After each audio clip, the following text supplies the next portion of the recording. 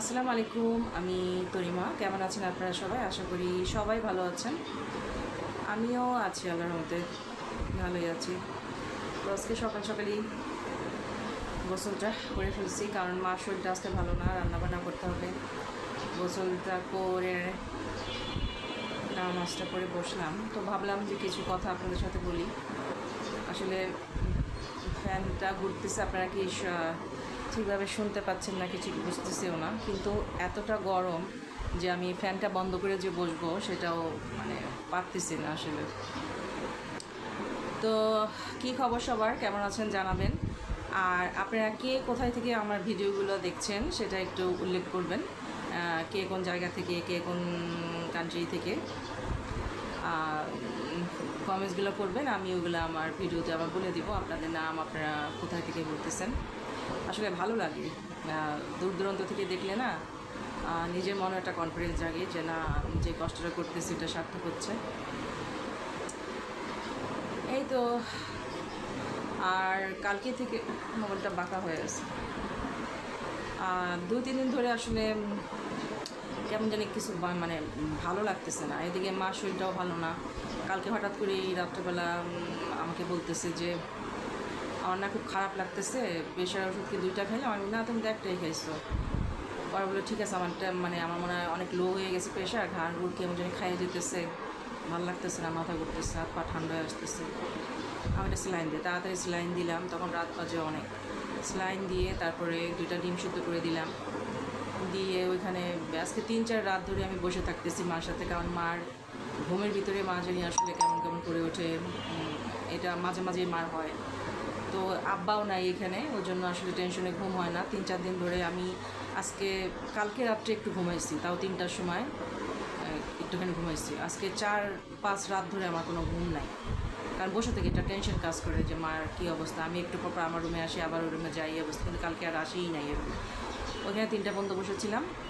তারপরে মাকে বললাম যে মা তুমি বাথরুমে যাবা নাকি, যাও। তারপরে এসে শোয়াইলাম। তারপর আব্বাও অনেক রাত্রে ফোন দিছে কালকে। পরে বললাম যে আব্বা আমার তো এই অবস্থা, বললো যে খেয়াল রাখিস। তা আব্বা মনে হয় আল্লাহ বাঁচাইলে আল্লাহর রহমতে শুক্রবারের মধ্যে আসবে। তো সব কিছু মিলিয়ে না ভালো লাগতেছে না। ওইদিকে আমার শ্বশুরবাড়ির ওদিকে একটু মানে তাদের পারিবারিক একটু প্রবলেম হয়েছে, ওটা আমার মেয়ের কাছে শুনে আমার আসলে ভালো লাগতেছে না। আল্লাহ সবাইকে ভালো রাখুক, সবাইকে আল্লাহ ভালো রাখুক, যার যার জায়গা থেকে এই দোয়াটাই করি। আর আমার মার জন্য সবাই দোয়া করবেন, আল্লাহ যেন তাকে সুস্থ করে দেয়। আসলে বয়সেরও একটা আছে, বয়স হলে তো হবেই, তারপরেও বাবা মা অসুস্থ। তো এই ক্যামেরাটার একটা ছিল, তো বলেছিলাম যে 3 মিনিট পর পর বন্ধ হয়ে যায়। আমি কিন্তু বগর বগর করতেই ছিলাম, খেয়াল করিনি যে বন্ধ হয়ে গেছে। তো এটাই হয়েছে পাগলামি কথাবার্তা আপনাদের কাছে, আর কি বলবো। তো এই কয়েকদিনে একটা জিনিস খুব বেশি ফিল করছি, আসলে পৃথিবীতে সবাই আপনার ছেড়ে গেলে আপনার মা বাবা যাবে না। একটা সময় দেখা যায় হাজব্যান্ডের সাথে গণ্ডগোল হইলো, হাজব্যান্ড চলে গেল, সন্তানের সাথে মেয়ে বিয়ে দিলেন, শ্বশুরবাড়ি চলে গেল, ছেলে বিয়ে করলো, দেখা গেল যে আপনার সাথে আপনার ছেলের বইয়ের বনিগণা হচ্ছে না। ছেলে কী করবে, বাধ্য হয়ে তখন বউকে আলাদা রাখে, মাকে আলাদা রাখে। ভাই বোনের সাথেও মাঝে মাঝে মনোমালিন্য হতে পারে। কিন্তু আপনি যদি কোনো জায়গা না পান, শুধু মনে করেন যে কোথায় যাব, চোখ বন্ধ করে বাবা মার কাছে। তাদের মতো আসলেই বাবা মার ঋণ আমরা কোনোদিনও শোধ করতে পারবো না। তো কী বলবো, দোয়া করিয়েন আমার আব্বা আমার জন্য, আর মার শরীরটাও যেন ভালো হয়ে যায়। 3-4 রাত ধরে ঘুম নাই, তো আসলে মাথাটাও যেন ঝিমঝিম করতেছে। তো ওই জন্যই সকাল সকাল গোসলটা করলাম, গিয়েছিলাম এমনি মুখ ধুতে। পরে মাকে বললাম মা ড্রেসগুলো দাও, গোসলটা করে। মাথা দিয়ে কেমন যেন গরম ধোয়া বেরোচ্ছিল, ভালো লাগতেছিল না। এই তো প্রবলেমের কথা আর কী বলবো বলেন, প্রবলেম যেন কিছু নিয়ে ছাড়তেছে না, এই অবস্থা হয়েছে। একটা প্রবলেম গেলে একটা প্রবলেম এসে দাঁড় হয়। কিন্তু আমার একটা বিশ্বাস আছে, আমার আল্লাহর উপর আমার বিশ্বাস আছে যে আল্লাহ ভরসা যাওয়ার হবে। 1 মিনিট একটু হোল্ড করে। তো মা আসছিল এখানে, ডাকলো, একটু গেলাম, শুনে আসলাম। ওইটাই, চতুর্দিকেই খালি দুঃসংবাদ, বুঝছেন। সেটা হলো যে আমাদের কাজিনরাই অনেকেই অসুস্থ হয়ে পড়তেছে। যেমন আমার এক ফুপুর ছেলে কয়েকদিন 2 মাস আগে নাকি ওর বাইপাস হয়েছে, ওপেনার সার্জারি যেটা বলে। বেশি কিন্তু বয়স না, আমার থেকে বেশি বড় না। তারপর আরেক ফুয়াতো ভাই কদিন আগে স্ট্রোক করছে। আরেক ভাইও সৌদি থাকে, মনে হয় ওখানে কি হজ করতে গিয়েছিল নাকি, যাই হোক ওখানে থাকে। ওখান থেকে আসার পরে সেও স্ট্রোক করছে, একটা সাইড মনে হয় একটু হয়ে গেছে। তো পাটা মোটামুটি ঠিক হয়েছে, বাট হাতটা ওইভাবে হচ্ছে না। ওটা হলো ইকবল ভাই। তো আমার কিন্তু ফুপু 7টা, বাপ চাচারা 6 জন, 4 ফুপু মারা গেছে, চাচা 3টা মারা গেছে। তো এখন দেখতেছি যে আমাদের পালা চলে আসছে, কারণ দিন দিন অসুস্থ হচ্ছে। আসলে বয়স তো হচ্ছে, বলেন, বয়স তো আর এরকম না যে থেমে আছে। তো ওইটাই, অনেক সময় অনেক হয়তো বা কথা বলেছি, হয়তো বা বেয়াদবিও করেছি। এটা সবার সাথে, যারা আমার আত্মীয়স্বজন ভিডিওটা দেখবেন, মাফ করে দিন। আসলে বলা যায় না কার কখন কিছু হয়। আমি নিজেও মাফ করে দিই, আপনারাও মাফ করে দিন। আমার কথায় বা ভিডিওতে কোথাও যদি কোনো ভুল হয়ে থাকে, সেটা অবশ্যই ক্ষমা সুন্দর দৃষ্টিতে দেখবেন। আর ভুল হলে অবশ্যই ধরিয়ে দিবেন। আর কিছু কিছু মানে এটা আগে খুব হয়তো কিছু কিছু মানুষ এত মানে খারাপ কমেন্ট করতো, মানে শুধু জ্ঞান দিতে আসে। এত জ্ঞানের কথা ভালো লাগে না ভাইয়া পুরা বেশি জ্ঞান দিয়েন না, ঠিক আছে? আপনি এইভাবে সোশ্যাল মিডিয়ায় আইসা সবার সামনে আজে বাজে কথা বলেন, এগুলো সব ঠিক না। তারপর অনেক আপুদেরই মানে কমেন্টে ঢুকে দেখি কী সমস্ত কথা তাদের লেখে।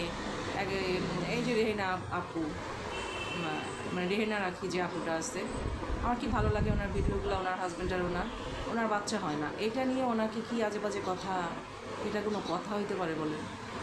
বাচ্চা হইল আল্লাহর দান। এইভাবে একটা মেয়ের মনে কষ্ট দিয়ে কথা বলা কি ঠিক? এগুলা যে তোমার বাচ্চা হবে না এই জন্য ওই ভিডিও ছেড়ে দেওয়া, কীভাবে তারা পারে? তাদের পরিচয় এটা কীভাবে ই করে? তো কারো মনে আসলে কষ্ট দেওয়া যায় না। এই যে আপুটা চোখের পানিগুলো ফেলতেছে, আপনি কি মনে করছেন আল্লাহ আপনার এই বিচার করবে না? করবে ভাই। না বলতে পারেন যে বেশি জ্ঞানের কথা বলেন। শোনেন, বাস্তবতা অনেক কিছু শিখাইছে, অনেক কিছু দেখাইছে। তো নিজের অভিজ্ঞতা থেকে বলি, নিজের অনেক অভিজ্ঞতা আছে, বাস্তব অভিজ্ঞতা। শ্বশুরবাড়ি বলেন, বাবার বাড়ির সাইডের বলেন, তো অভিজ্ঞতা থেকেই বলি। যদিও জ্ঞানের কথা কারো ভালো লাগে না, ভালো না লাগারই কথা।